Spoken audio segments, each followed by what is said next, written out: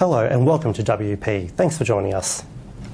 Well, a renewal of King Square was designed to revitalise Fremantle city centre, but concerns remain about the project and its ability to attract businesses. The state opposition claims vagrancy is keeping businesses from investing and is also costing ratepayers, but Fremantle Mayor Brad Petitt has hit back, stating it's simply not true. I talked to Mayor Pettitt, who explained why. Brad, there's been some negative comments about the King Square project that has resulted in call a failure. What's your take on those comments? I think actually the King Square project is the complete opposite of that. It's actually a real catalytic project that's bringing many thousands of jobs into Freo. Of course, it's not finished yet. As you can see behind us, it's still a building site for part of it, at least the civic part in the library.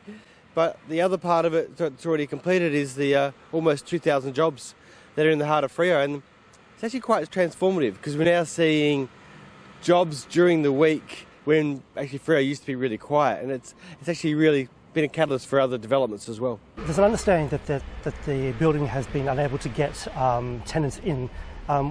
What's the problem there? There's no doubt that post-COVID, getting new leases signed and tenants is probably a bit trickier than any of us would like. But that said, the retail component is going pretty well.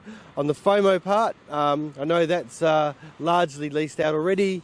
And on the city's part, we're going out to market and have got some really good tenants showing interest. So we're actually pretty confident that by the time it opens, that we will have a building that's largely leased and will bring activity and life back into this centre. The former opposition leader, Mike Nahan, said to us that when the Liberal Party was in government and the proposal was being floated, he knew from that point that it was going to be a dud. What do you make of those comments?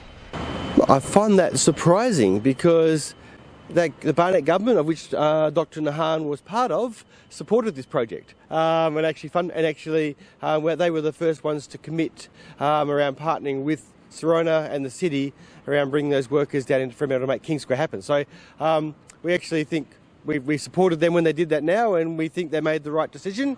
And I would say to Dr. Nahan, we would welcome you down when the building's open in March, and you can see actually what a great catalytic project it has been. He says that the state government has failed to address a lot of the cultural problems around this area in terms of homelessness and vagrancy. Do you believe that the government has failed, and that's part of the reason why that businesses aren't flocking in? There's no doubt that homelessness remains a major challenge for city centres, not just Fremantle, but Perth, Rockingham, you can name them. And this actually does need a greater investment by the state government. I agree with Dr. Nahan on this. The reality is, post-COVID, we've seen numbers jump up quite dramatically of people who are living on our streets. We need a major investment in a street-to-home program, getting people off the streets into houses with proper wraparound services. So there's a good opportunity there. Not something local governments can do by themselves. It will need state governments to do it, and it needs to be bipartisan from both sides of the political fence in the state parliament. Do you believe that when Dr. Nahan was talking about homelessness and the inability to get people into the building, it was more about during the coronavirus period when there was a lockdown and not many people were coming out to begin with? Yeah, there's no doubt that the coronavirus has done two things. It's made, obviously, people who are already vulnerable, made them more vulnerable, and many of them ended up on our streets, be it through loss of employment or the like. And it's also, of course, from a investment perspective, if you're opening a new business, it's a challenging time to do that because you're not quite certain around when will the borders open, will they stay open, when will international visitors come back to Fremantle. So it's a tough time for investors. But despite that, it's been really encouraging to see the range of new businesses that are coming into Freo, including into the King Square and FOMO projects. So I remain upbeat around where this will be, and by the time it fully opens in March next year, I expect we're going to see a very vibrant, pretty much fully leased out space that is going to be the new centre of Freo.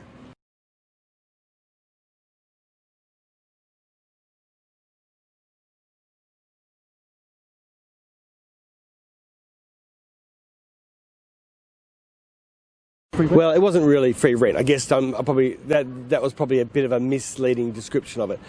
It was they were putting in over $2.2 million into fitting out the building, into largely assets that the city would retain. So it was our way through the rent period of paying back that investment into the city's asset.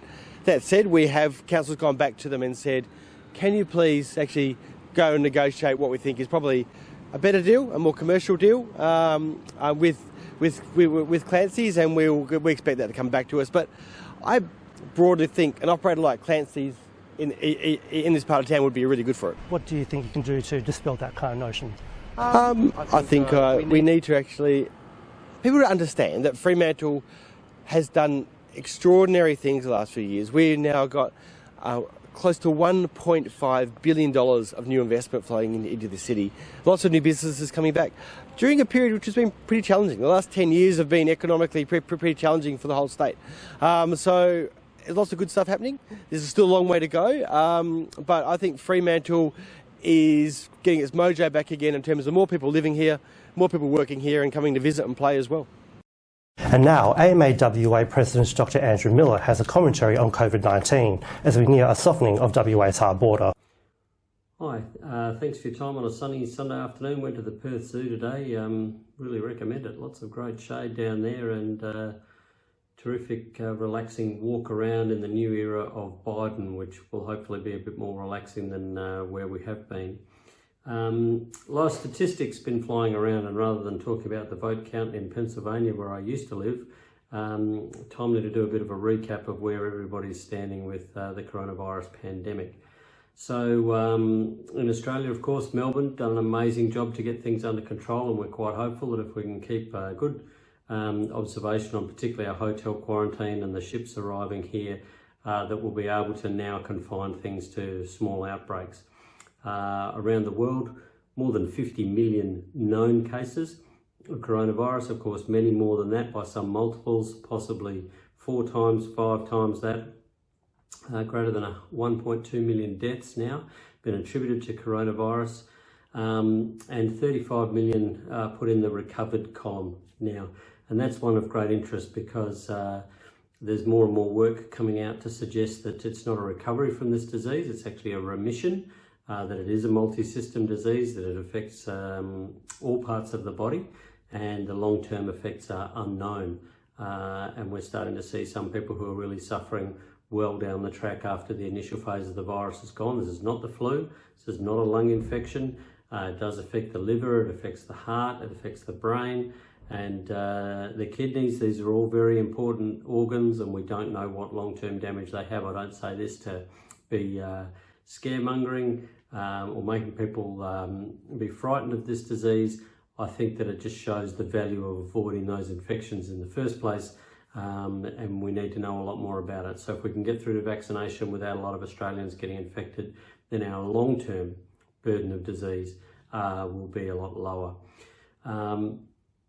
Clive Palmer, of course, lost his High Court appeals about their borders, which was to be expected. It's only right that states should be able to control their borders in order to look after health, and the move to a smarter controlled border in Western Australia that really focuses only on the health, on the public health aspects of where people are coming from, how many cases there are around the country, I think is the smart way to go. Remains to be seen how safe that air travel is going to be if we get times of community outbreak, particularly before those outbreaks are known and there are people sharing aeroplanes. So what about the USA, and what is it that Biden's inheriting? Well, at the moment, unfortunately, more than 500 deaths a day, possibly more than that, depending on how they're being reported. They've had 10 million cases, 250,000 deaths, and around 124,000 new cases a day at the moment. Numbers that are just mind-boggling, and this is what this disease does if it starts to gallop through your communities unchecked, and we can see the vengeance with which it's going back into European countries at the moment. And these are countries that know how to socially distance, they know how to do all the things that we're doing, and still it's taking off. So it's interesting to see the way that they make projections about how many more cases there are going to be. They base it around, well, if you remove all of the mandated controls of government, and then the thing just takes off vertically, pretty much as it's done in the US at the moment.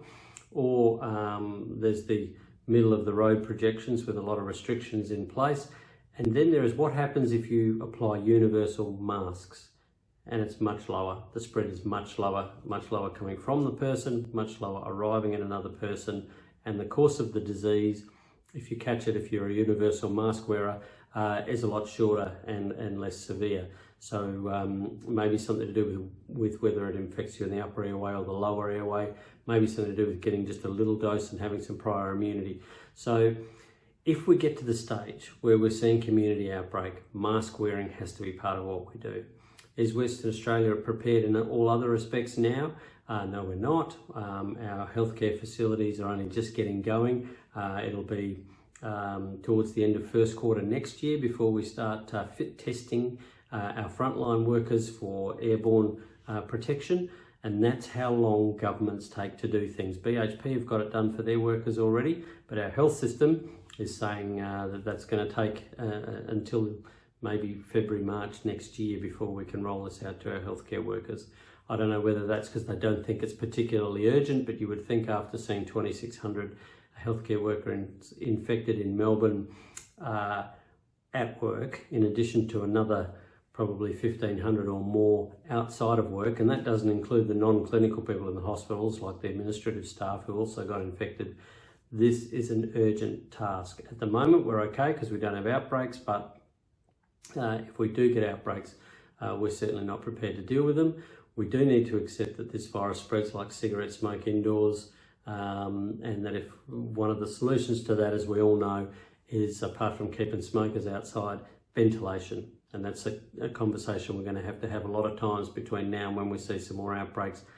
Everything needs to be ventilated. Let's get the rates of airflow up. A lot of places could do that with just reconfiguration of their air conditioning systems. So if you've got a building or a home where you can do something about the amount of fresh air travelling through it, start thinking about that now. Thanks very much for your time. And that's all for this week. We'll be back with another episode of WP next time, but until then, it's back to you, Ivan and Sarah. Thank you, Nelson. And that's our weekly news and current affairs. We have the latest news on the website and social media pages. No matter where you're watching, look after yourselves, and we'll see you next week. Wish you good health and good night. Take care.